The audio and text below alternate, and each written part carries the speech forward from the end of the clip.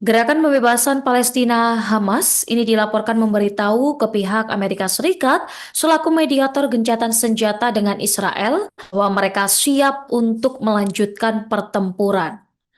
Jadi peringatan Hamas ini merujuk pada pelanggaran gencatan senjata oleh Israel yang terjadi ratusan kali sejak 10 Oktober 2025 silam.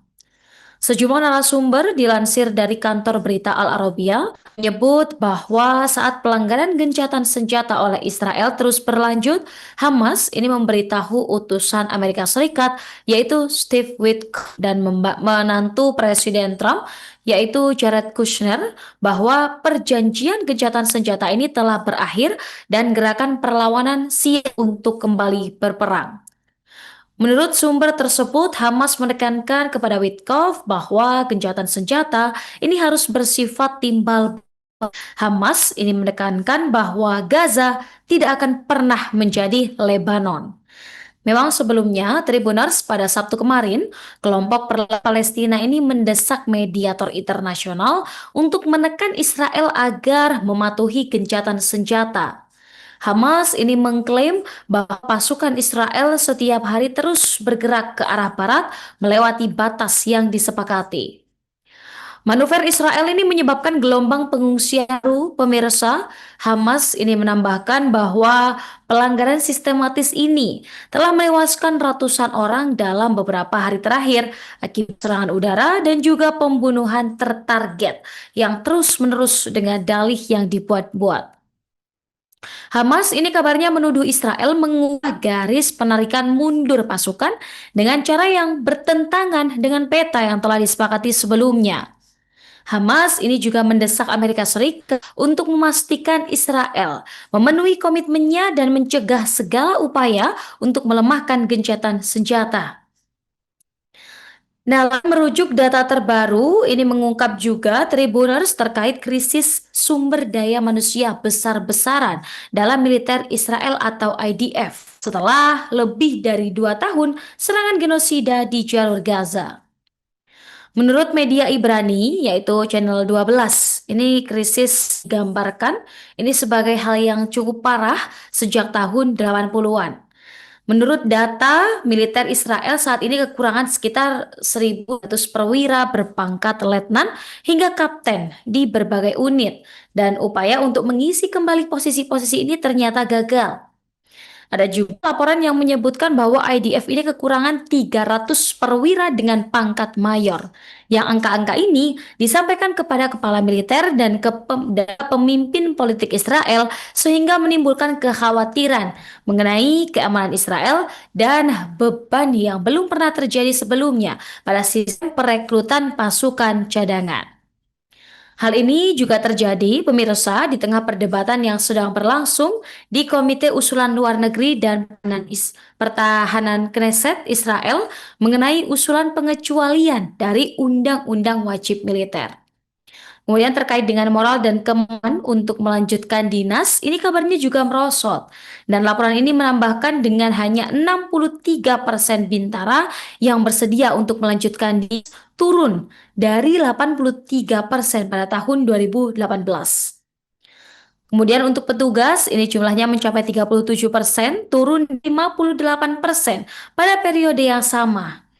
Keluarga tentara Israel ini kabarnya juga sangat dirugikan oleh perang yang terus-menerus terjadi dan memang laporan tersebut menambahkan bahwa ada peningkatan terkait dengan tingkat perceraian di kalangan tentara Israel.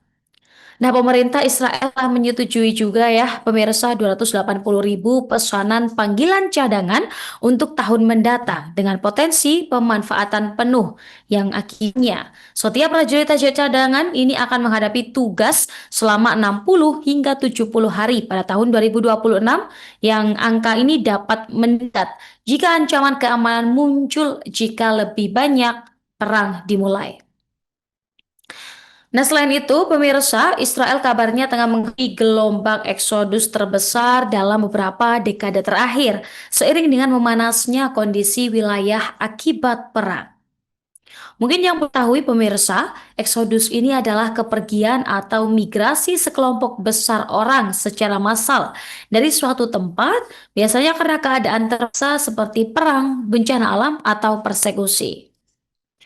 Isu ini mencuat seusai laporan dari Al-Mayadin mengungkap bahwa ribuan warga Israel terlihat antre di luar kompleks Cinema City yang diduduki oleh Zionis.